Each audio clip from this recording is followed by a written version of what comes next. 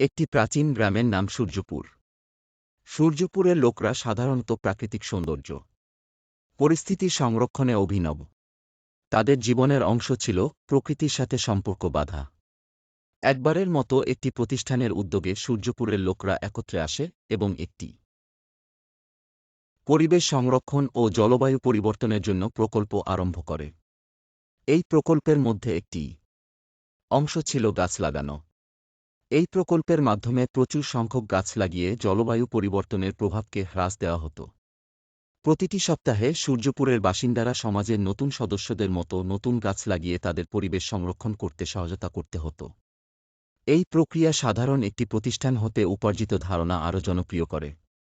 সূর্যপুর বাসিন্দাদের মধ্যে একটি প্রাকৃতিক সৌন্দর্য ও পরিবেশ সংরক্ষণের সম্পর্কে আরও সচেতন বানাতে সাহায্য করে।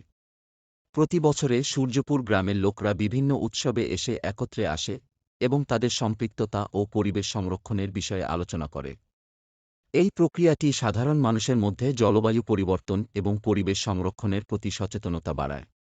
সূর্যপুর বাসিন্দাদের প্রচুর পরিমাণে গাছ লাগিয়ে তারা পরিবেশ সংরক্ষণের লক্ষ্যে সফল হতে সহায়তা করে। সূর্যপুরের গ্রামের লোকরা এখন তাদের পরিবেশ সংরক্ষণের প্রতি আরও সচেতন এবং সাহায্য করার চেষ্টা করে আগ্রহী। আসুন সবাই মিলে আগামী বর্ষায় বেশি বেশি গাছ লাগাই, সূর্যপুর গ্রামের মতো পুরো বাংলাদেশের পরিবেশ রক্ষা করি।